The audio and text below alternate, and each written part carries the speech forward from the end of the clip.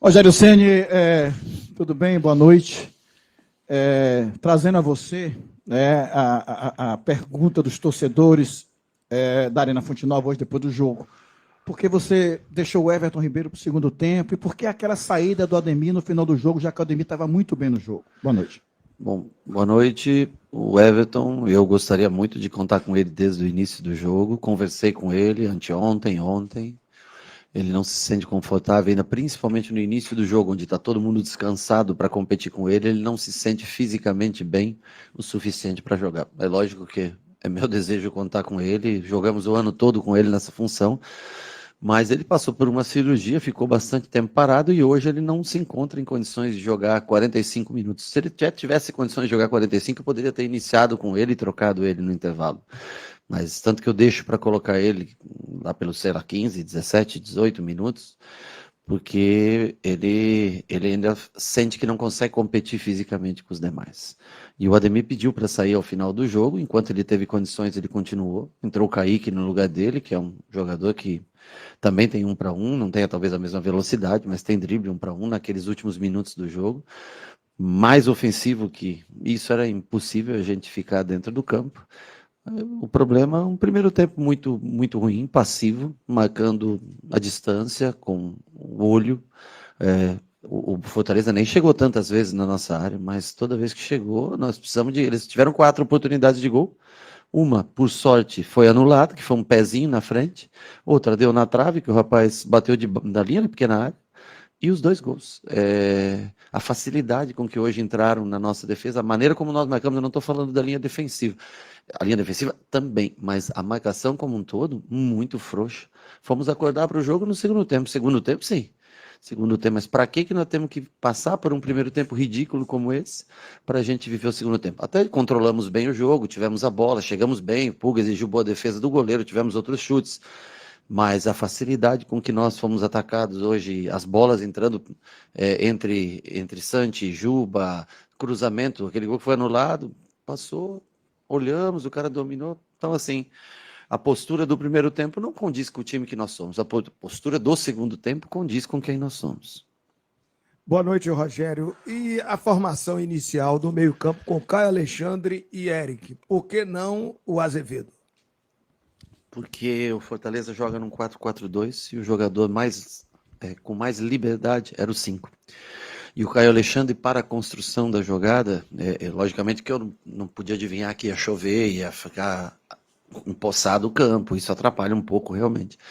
Mas o Caio jogou sozinho praticamente o primeiro tempo todo. O Caio aproveitou muito, conduziu muita bola, distribuiu muito passe. Chegou muita bola para Pulga, muita bola para Ademir, mas no primeiro tempo eles quase não ganharam duelos. E as que ganharam, do lado do Pulga, essa faixa de campo estava muito encharcada. Então enroscou na água muitas vezes a bola, mas o Caio jogou livre, que era o que nós tínhamos visto, como eles marcaram. E por isso nós optamos pelo Caio. Para dar sustentação ao Caio, nós colocamos também o Eric, que vem treinando bem e que tem muita infiltração dentro da área, ou seja, não teria a mesma capacidade de passe, de construção que o Everton, mas ele conseguiria infiltrar muito bola no Ademir, Eric entrando no espaço, né? Então eu acho que a escolha nesse sentido, ela foi correta, se mostrou correta. O Caio jogou até bem, poderia até ter ficado para o segundo tempo, mas eu precisava colocar mais um jogador de frente, de ataque, e eu preferi daí dar um pouquinho mais de sustentação com o Nico fazendo essas coberturas pela força física, como você citou. Rogério, boa noite. Nos últimos 4 jogos, o Thiago tem 2 gols e 1 assistência. Você pensa em utilizá-lo ele na posição do Eric Pulga para aproveitar o bom momento do jogador? Aberto não, quando forem 2 com o William, sim. E eu pensei até hoje em começar dessa maneira que você está falando. Colocando os 2 à frente com o Juba pelo lado. Mas o Juba veio de uma viagem longa, chegou em cima da hora, não sabia se o Juba teria condições de fazer aquele corredor, né? E o Thiago dá mais peso na área, ele deixa o William mais solto para jogar, né? Então, tanto que vem sendo uma alteração corriqueira nos últimos jogos, a entrada dele, para dar mais peso de mais um jogador dentro da área. Fez o gol, ajudou bastante, é um garoto da base que tem nos ajudado muito nesses últimos jogos. É uma opção de jogo, não aberto pela esquerda, num contra um, aí o Pulga é bem melhor. mas como um segundo 9, sim, é uma opção de jogo. Boa noite, professor. Eu lembro que em 23, quando você chegou, em uma das coletivas, você falou assim que o problema da equipe é que ela marcava muitos gols, mas o problema é que tomava muitos gols também. E o Bahia teve uma defesa também muito vazada na temporada passada, digamos que de tomar mais gols do que jogos. Na passada? Na passada ou de 23? também. E nessa atual, o Bahia já tomou 43 gols, né? Embora tenha jogos de não ter a defesa furada, mas jogos que extrapolam, por exemplo, um 3 dentro Concordo. de casa hoje ou 5 do Mirassol. Como corrigir isso, Rogério? Já que peças foram mudadas, chegaram jogadores para o setor defensivo, mudando ali também o meio-campo no ano passado, que era diferente de 23. Como mudar isso para esse time parar, para estancar essa sangria e parar de tomar tantos gols assim? Bom, quando você quer um time mais ofensivo, que vai te dar mais oportunidades de gol, é normal você arriscar um pouco mais. Mas hoje eu acho que foram muitas falhas individuais, sabe? Não foi o sistema em si. Eu acho que nós tomamos decisões erradas. Não sei se é o primeiro ou o segundo, bola vem, Juba quer adivinhar, a bola por dentro, uma parede, bola no fundo, Juba dá o carrinho, corta o primeiro gol. A bola que originou o gol deles que foi anulado, uma bola cruzada, o David, não tinha ninguém na frente do David, ele marcou a bola, não olhou o jogador. Então, assim, teve algumas decisões erradas dos jogadores hoje, né? O Nico deu azar, porque ele toma a frente do jogador no terceiro gol, em cima da linha, a bola está em cima da linha, e eles conseguem sair. Lógico que tem o cansaço, o Nico se esforçou muito, foi para uma posição para trás, que não é a dele, mas ajudou muito nesse sentido, né? Mas eu acho que é bastante um número excessivo de erros grandes nosso que deu os gols para ele, não é o sistema em si. E do sistema que fica falho, eu acho, hoje, é a marcação pressionando o portador da bola. Hoje nós não marcamos, nós marcamos bem, a pressão alta, eles bateram a bola, ganharam muito a segunda bola, e aí na hora da segunda bola, da gente voltar com a pressão, né, teve uma que o Pulga veio, olhou, Jean Lucas veio, olhou, e aí o jogador sai no meio deles, jogando, quer dizer... Aí não, se você não tiver a intensidade e o compromisso de marcar realmente para tomar a bola, para pressionar, ao menos para o jogador tomar uma decisão errada ou uma decisão mais difícil, naquele setor de lado onde a gente vem sempre pressionando com os pontas de volta e os 8 vão pressionando, nós assistimos mais o jogo do que o normal. Então, esse foi a falha coletiva. Eu acho a falha do sistema foi essa hoje. Mas, além disso, nós erramos individualmente, nós cometemos muitos erros no dia de hoje. Mais do que o normal. Boa noite, Rogério Ceni. Você acabou de citar justamente o tema que eu ia abordar com você, com relação ao coletivo, né? O coletivo, no primeiro tempo, não foi bem. O segundo tempo teve que sair para buscar, né? E individualmente, sem querer responsabilizar, obviamente, o jogador A ou B, mas eu queria que você falasse um pouquinho, você acha que o Jean Lucas, por exemplo, você acha que ele teve alguma sobrecarga na função para ele impedir as saídas de bola na questão de marcação? Você acha que por aquele lado do campo a coisa transcorreu como foi uma partida a contento ou foi abaixo como Cara, em outros setores? nós perdemos de 3-2 jogando em casa, tomamos 3 gols, como foi citado, jogando em casa. Eu não posso ser uma partida, não é uma partida a contento, né? Eu acho que nós falhamos em marcações. Foi talvez o principal ponto, o principal erro nosso foram as marcações muito frouxas. E o que normalmente a gente vem errando, que é nós com a posse de bola, a gente erra um passe simples, às vezes, que propicia o adversário a ter uma oportunidade de gol. Então, assim, se foi a meu contento, não posso tomar 3 gols, mesmo que eu ganhasse de 4-3. Tomar 3 gols em casa, eu tenho que concordar. Não é uma coisa, não pode ser normalizada, não pode ser colocado como... Por mais que o segundo tempo tenha acabado, e eu acho que até dá orgulho de ver a maneira como nós arriscamos e colocamos o time para frente e tivemos muitas oportunidades de gol no segundo tempo, mas não apaga tudo eu acho que abaixo do nosso nível que nós fizemos no primeiro tempo. Então não pode ser uma partida a contento nem minha e não deveria ser nem dos atletas.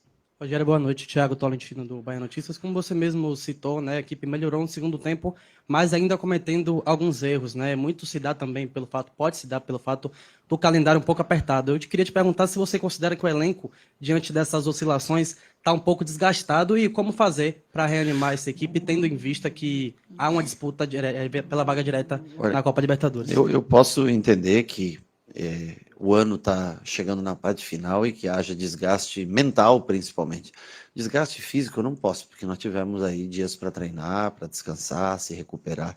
E eu acho que mostra que nós fisicamente estávamos bem, porque nós encurralamos o Fortaleza atrás, jogando com o Nico improvisado na zaga, com o Juba a hora construído à frente, depois voltou atrás para construir a 3. Então, assim, nós empurramos o Fortaleza no campo de defesa, conseguimos evitar algumas transições, voltamos, construímos fisicamente. Agora, mentalmente, se você quer ir para a Libertadores direto, você tem que ter um nível de concentração maior, um nível de ambição maior. Nós fomos pouco ambiciosos hoje. Nós jogamos um primeiro tempo que inexplicável no comportamental. Eu até acho que jogado mesmo com a bola no pé, tem coisas boas para se tirar no primeiro tempo. Mas sem a bola o jogo também continua. Mesmo que eles tenham, sei lá, 29, 30% de posse, mas você tem que estar mais atento no sem bola. Acho que sem bola hoje no primeiro tempo nosso foi muito ruim, um dos piores jogos sem bola que nós fizemos, e o jogo ele só tem duas coisas: ou você tem ela ou você está correndo atrás dela. Se você corre lentamente ou errado, você vai sofrer no pouco tempo, na pouca troca de passe que o adversário teve, que foi mais ligação direta o jogo todo, mas até nos chutões nós sofremos hoje, coisa que nós não deveríamos sofrer. O segundo gol, se eu não me engano, é um tiro de meta, que o goleiro bate, acho que, eu não sei se é o Santi, não, acho que o jogador deles vem, o Santi vem nas costas, né, protege, a gente fica olhando, o cara pega a bola, põe no espaço. Então, assim, sem a bola o jogo ele existe, e se você não duelar sem a bola, você não vai conseguir ter sucesso. Boa noite, Rogério. Na terça-feira, o Bahia publicou um vídeo do pessoal no CT assistindo o jogo do Sub-17, do Brasil Sub-17, na Copa do Mundo. Eu queria saber como é que você está vendo o Mundial feito por Del e Juan Pablo até aqui. Como você avalia, na verdade? Tá. Eu conheço o Del e o Juan Pablo do treinamento todo dia. Acho o Juan Pablo um garoto que já está à frente, principalmente na parte física do que o próprio Del, né? Acho que a primeira fase ela não serve de referência, porque foram jogos contra seleções muito inferiores tecnicamente do que o Brasil. Acho que já um jogo contra uma França já é um parâmetro melhor para fazer uma avaliação. Contra o Paraguai, um time que pede um jogador com acho que menos de 10, não foi no comecinho do jogo ali que o Brasil fica sem um jogador, joga com 10, né? Não dá para avaliar. Fiquei até com receio que o Juan Pablo tivesse se lesionado naquele dia, né? Até perguntei para o nosso departamento. Eu vejo que são jogadores que podem ser úteis ao Bahia no futuro, né? Mas a gente não pode esquecer que são garotos somente de 17 anos. Eu não sei quantos, poderia até fazer um levantamento. Quantos jogadores de 17 anos jogam na Série A do Campeonato Brasileiro? Mas eu tenho certeza que são jogadores que vão crescer fisicamente, com entendimento de jogo, e a gente já espera poder utilizá-los também em janeiro, já no próprio Campeonato Baiano, espera poder utilizar esses jogadores.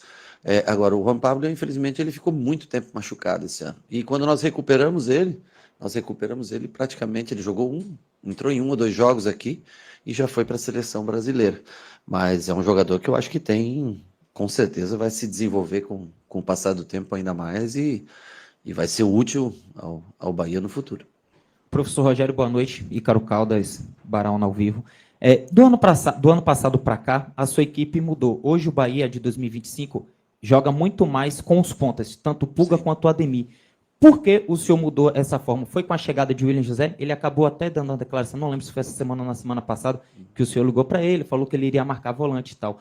E hoje o Bahia é muito mais de jogar por fora, em situação de colocar os pontas em 1 contra 1, e ele tem feito muitos gols com muita assistência dos pontos. Por que essa mudança? Bom, pela característica do time, né? Ano passado nós jogávamos com Cauli por dentro, com Everaldo e Tassiano por fora, né?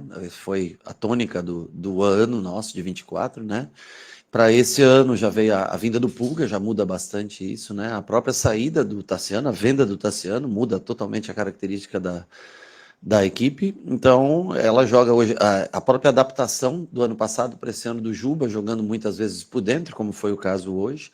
Então assim, nós mudamos, é uma equipe até parecida no marcar, né, e tudo, mas que tem característica distinta. Acho que é uma equipe mais vistosa, que joga, é mais aguda, né, que tem muito 1 contra 1. Hoje não teve tanta vantagem no primeiro tempo, mas é a montagem que foi feita para esse ano. Uma pena o Sanabria, por exemplo, chegou e jogou quando o Pulga estava machucado. Quando o Pulga se recupera, e eu acho que ainda está sofrendo um pouco. O Pulga não é ainda o mesmo Pulga de antes da lesão, só que a gente ficou sempre apertado nesse sentido dos pontas, né?